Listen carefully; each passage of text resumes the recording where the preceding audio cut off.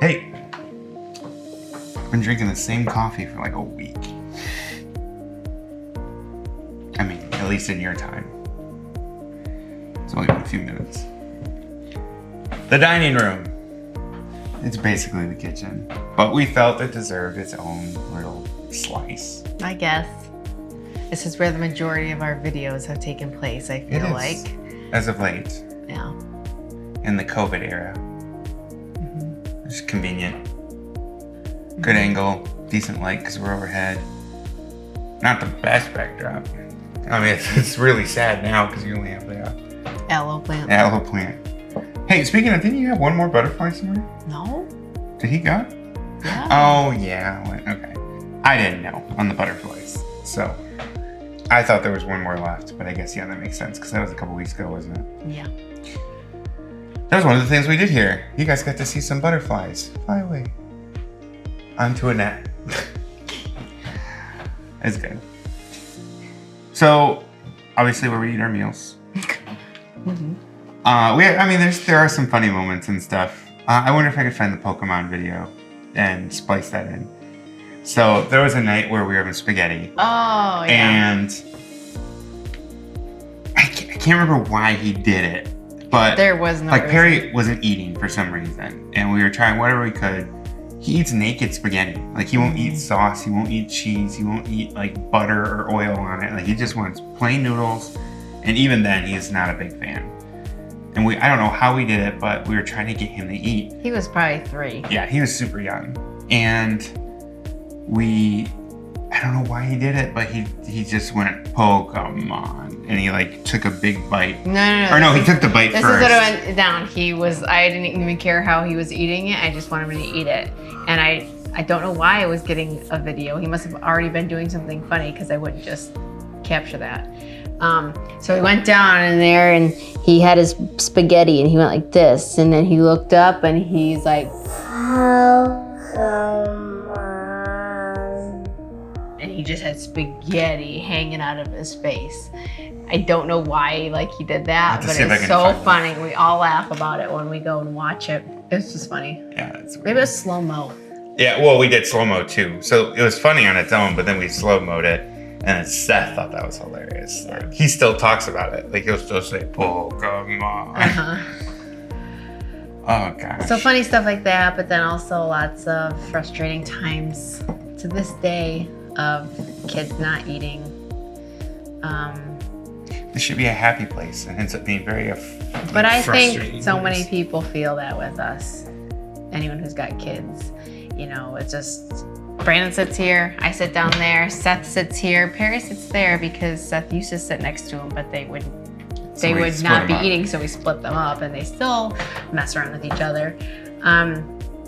But there's just lots of, guys, eat, stop talking and eat. Just lots of that, and you need to finish that. You need to taste that, and that's just that's every parent. So lots of tears here with that. On a happier note, other things that we've done here.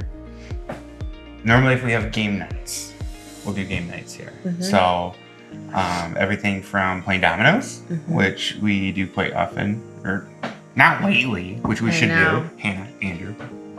We've had, we did New Year's Eve one year here. We had people over and we had games and just really low key. Super low key, but it was nice. But we'll get 8-10 people around the table and stuff, and normally it's a really good time. It's nice that we have friends and family and stuff that we can have a space weekly to do this. We have some people we get together with weekly and eat, and we've had lots of new couples and new friends come and eat with us here. We definitely we have our go-tos, but we definitely like to rotate people through. It is a lot of work to maintain really strong friendships, so a lot of times that's smaller, but I don't see why you can't have the extended circle. Yeah. And we have people, we'll have dinner or something with them might be once a month, maybe once every couple months. Sometimes those friendships are easier to maintain that way because you have more to talk about because you can catch up. Not all the expectations. The expectations aren't as high because you're kind of I don't want to say casual friends. That's not right. Yeah. It's just a different kind of friendship. But I like that kind of friendship because it's nice having some that you can go to and the expectation thing, right? Like, hey, you guys want to have dinner? Like, we haven't had dinner in a while. Sure. And then you just have dinner. And sometimes we got to plan it out for a month or two ahead because that's how it works.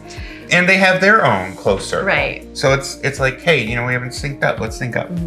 So we'll have dinner and meals with different friends here, and usually we'll send the kids out, and we don't usually eat at the same time as the kids when we have friends over, just because there's not enough space for kids plus they don't want to eat half the time anyway. Yeah, and so we'll just if they're busy playing, we're gonna eat and then not tell them to come eat until we're done. Or if their food is done, have them eat really quick and get out of here so we can sit down and eat. But it's very rare that we have the kids eat with us. It's just a mess to do that.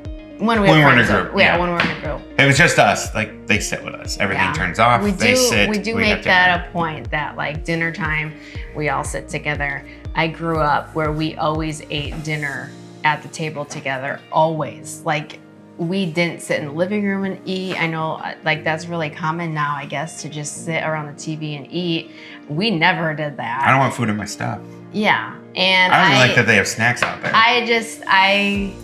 I don't know how you were with that, but I think it's really important, even if you're not having deep, meaningful conversations with your family, just having that time to be with each other and eat. We've even told the kids, if you're not hungry, you still sit here with us. And I think that's important to have. They don't have to eat, but they gotta sit. That stuff sticks with us. I think that's. But then also, if they don't eat, unless sometimes we do have exotic meat, like Indian food, which we haven't had in a while. There's certain things we know that we're not even gonna make them try, so we just we cater to them at that point, like chicken nuggets, hot dogs, whatever.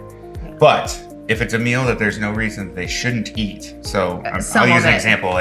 We had chicken the other night, just plain boring chicken, because we had chicken sandwiches. Sliced chicken for the kids. There's no reason they can't eat that. Yeah, just. And if they don't, it goes on the counter, and if they get hungry, that's what they eat. And sometimes we're strict about that, sometimes we're not. Trying to be strict about it.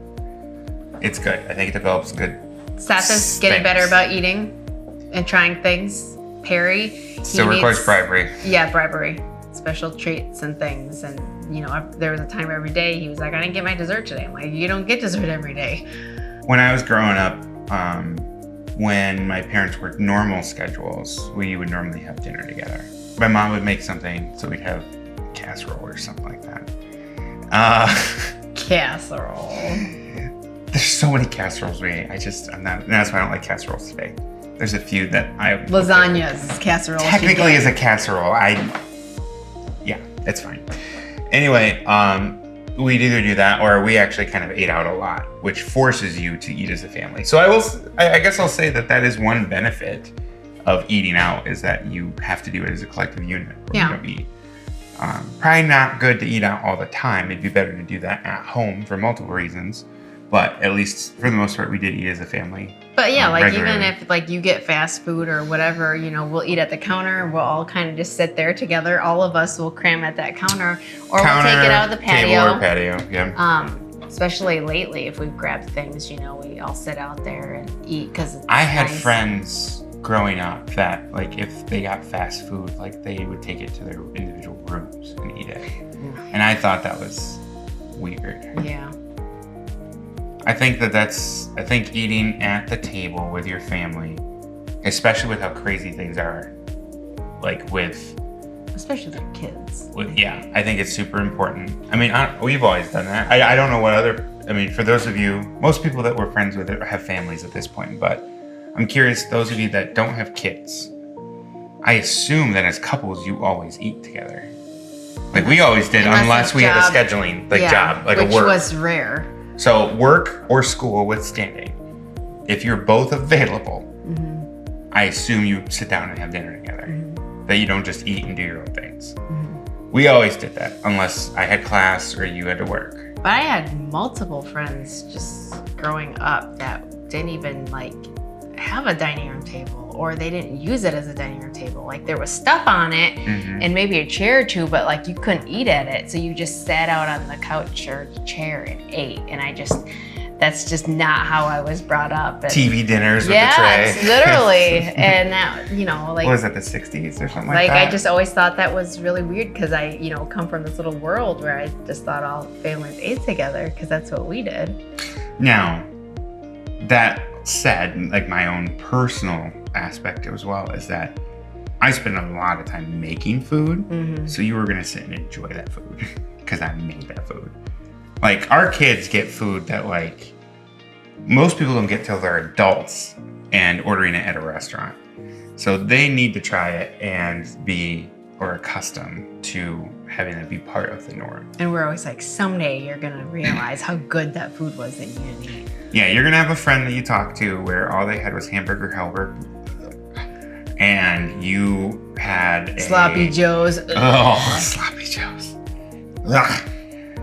And then, like, you're all talking about what you had for dinner last night, and you're gonna go, yeah, my dad made chicken tikka masala with fresh naan and a homemade sauce, curry sauce. Homemade everything. Or you had carbonara, and your dad decided to make fresh noodles instead of using box noodles. Stuff like that. Like, I think that's cool. And the thing, it's the weird thing, right? Is like, I appreciate it because I didn't have that stuff. Like we ate a lot of, like I said, casseroles.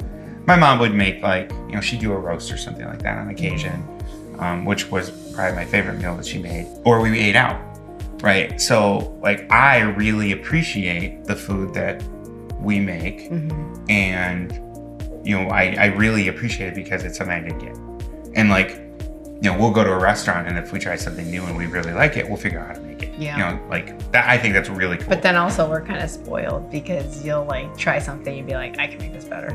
I would not pay this for this. Well, there's that too. We sit down to meals all the time. He's like, this is what this would cost at, a restaurant. This would easily be a $15 meal. What did I have? He always says those things. Oh, so I'll finish my point and then I have one more thing I'll say and then we can end this video. Because this turned into basically a live stream instead of like a memory thing.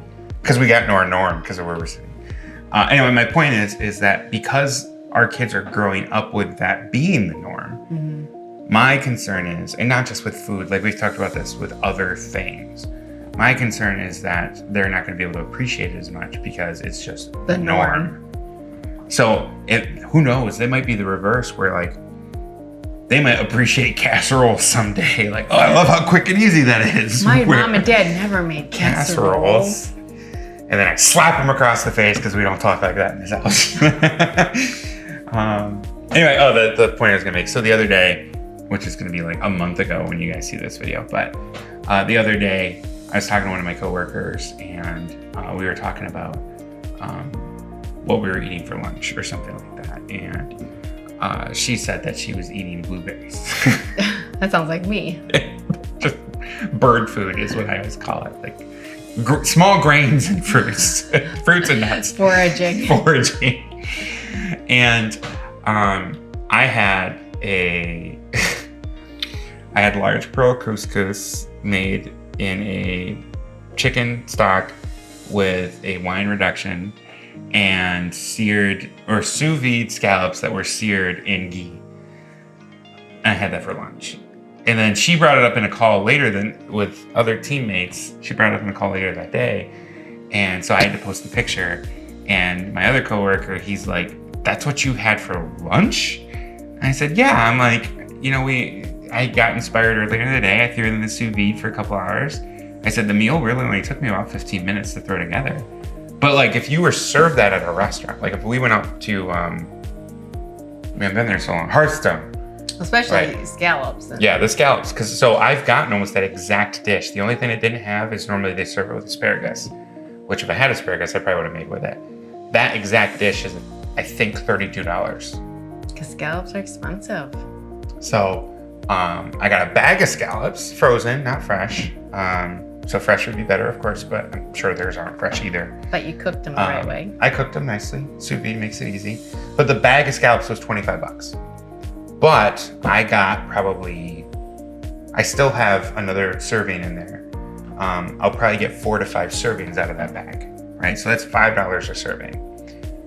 Couscous is cheap. Like I think the jar of couscous is it'll last you forever. Like $3, $4, something, because it's just a pasta. So total, I used a third of it, so let's say $1. So total the plate cost me $6 to make, we'll say. I had Eggo waffles that day. Yeah, it's really for funny. lunch. I'm sitting there, I'm tossing the scallops, you know, you put the wine in, you get a little, you know, sear and stuff like that. And then she's toasted. She's like burnt Eggo waffles. They're not burnt. They're They're good. done more than I appreciate. Yeah. Well, I don't get things like that for lunch. I don't normally like that. don't either. That was a special case. I don't like that food. No, but like you do have a benefit of working from home where you get to have access to your stove and all your things to cook things, where most people are bringing a salad or a sandwich or whatever, and you're making, you know, like sometimes you even make steak in the middle of the day. If you gotta use it, you gotta use it. So I say that stuff for dinner, but anyway, way off topic. That's not about this room, even though I sat here and inspired it. But lots of good memories here. it is good, and we look forward to. Well, this table's going with us, so until we Heat replace stains it. and all. Yeah. Scratches. It's actually not gonna look right there because it's so dark.